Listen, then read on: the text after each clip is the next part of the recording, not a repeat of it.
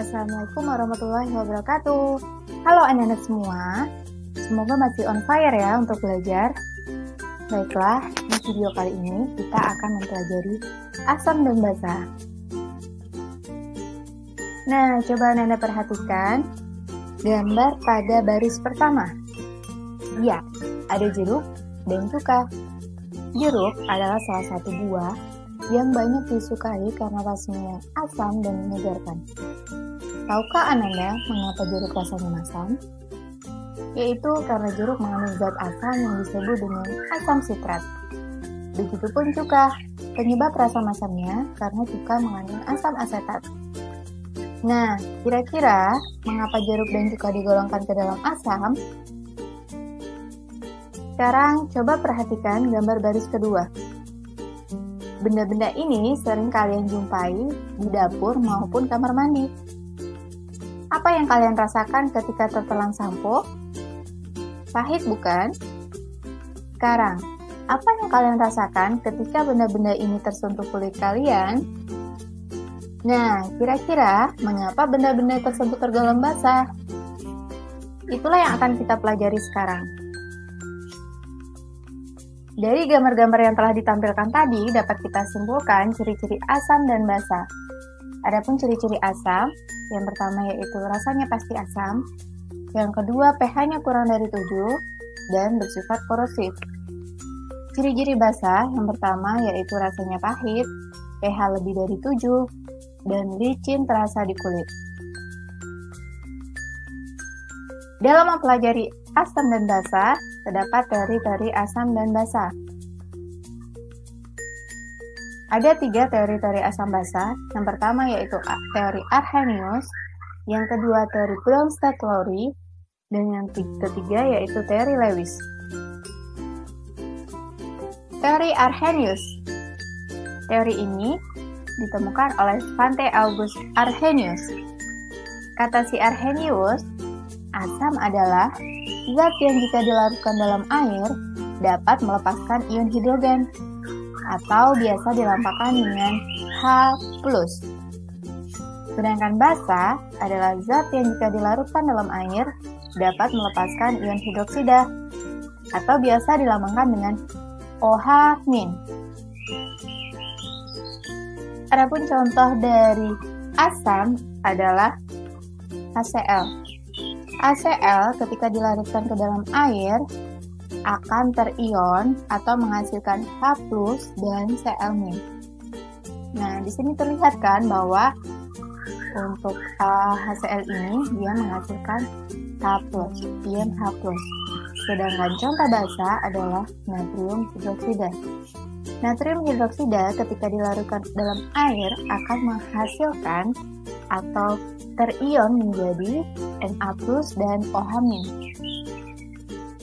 Di sini bisa kita lihat bahwa zat tersebut menghasilkan ion OH- yang menandakan bahwa zat tersebut termasuk ke dalam basa.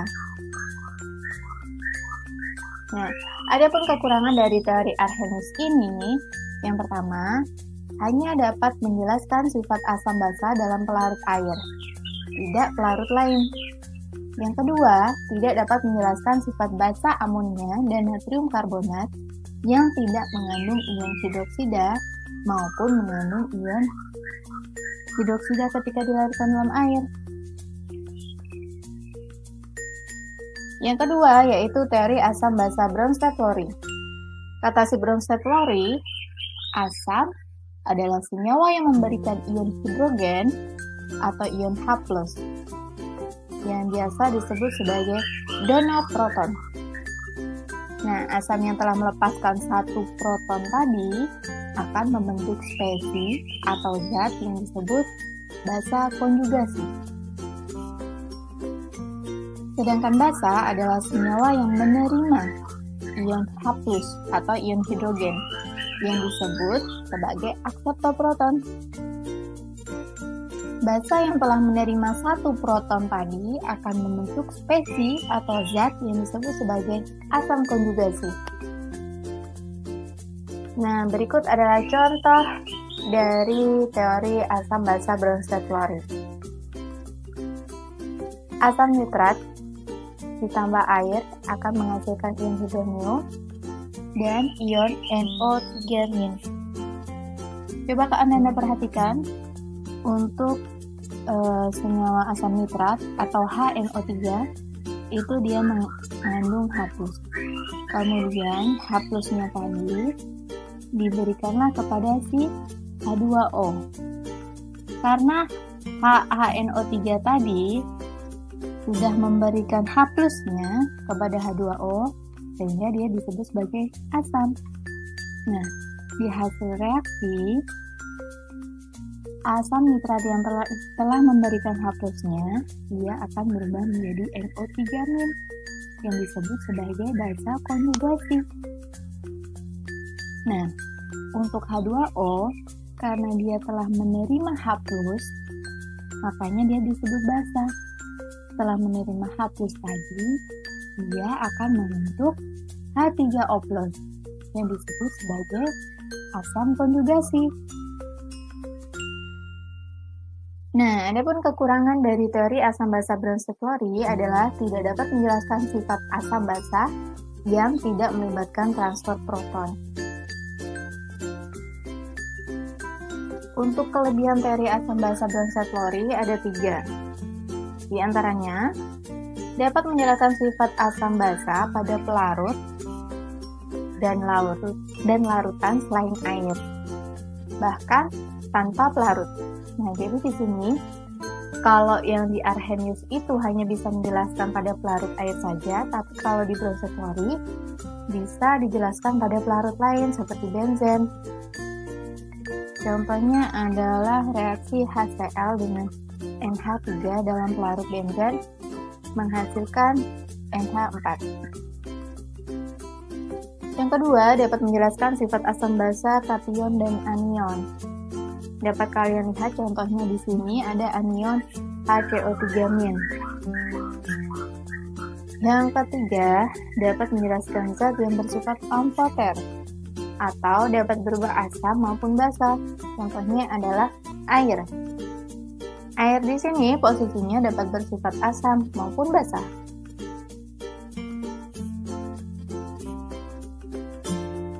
Berdasarkan kemampuan zat melepas dan menarik proton, kekuatan asam basa dikelompokkan menjadi 4.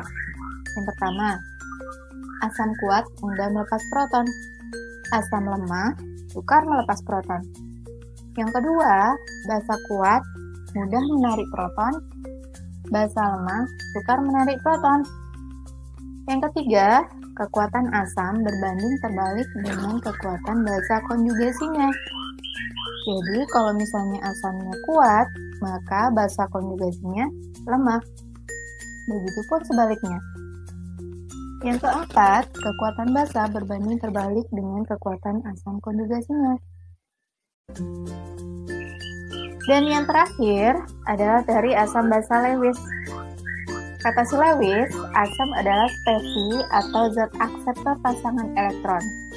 Nah, jadi di Lewis ini asamnya berbanding terbalik dengan pada teori Bronsted-Lowry. Kalau di Bronsted-Lowry asam itu sebagai pendonor, tapi kalau di Lewis asam itu sebagai akseptor.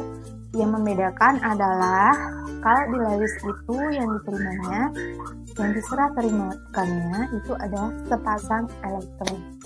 Bukan satu ya, tapi sepasang. Sedangkan basa adalah spesi atau zat donor pasangan elektron. Nah, contoh dari teori Lewis ini adalah reaksi antara boron trifluorida dan amonia. Coba Anda perhatikan, pada amonia atau NH3 ini dia memiliki satu pasang elektron bebas. Nah, kemudian amonia ini atau NH3 nantinya akan memberikan sepasang elektron itu terhadap boron trifluorida. Karena amonia telah memberikan sepasang proton, makanya disebut sebagai basa. Sedangkan BF3 karena telah menerima sepasang elektron disebut sebagai asam. Kekurangan teori asam basa Lewis. Yang pertama, hanya dapat menjelaskan sifat asam basa zat atau ion yang mencapai kaidah oktet. Jadi, kalau yang tidak mencapai kaidah oktet, seperti PCl5, BF3 itu tidak dapat dijelaskan menggunakan teori Lewis ini. Yang kedua, hanya dapat menjelaskan sifat asam basa secara asam basa senyawa kovalen. Sedangkan kelebihan teori asam basa Lewis ini ada 4 di antaranya. Yang pertama, dapat menjelaskan sifat asam basa yang tidak melibatkan transport proton. Yang kedua, dapat menjelaskan sifat asam basa oksida asam dan oksida basa. Yang ketiga, dapat menjelaskan sifat asam basa senyawa yang memiliki pasangan elektron bebas.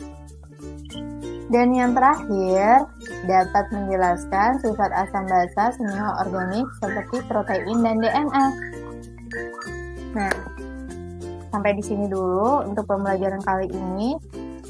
Untuk pembelajaran berikutnya akan lanjut ke part 2, yaitu tentang larutan asam dan basa.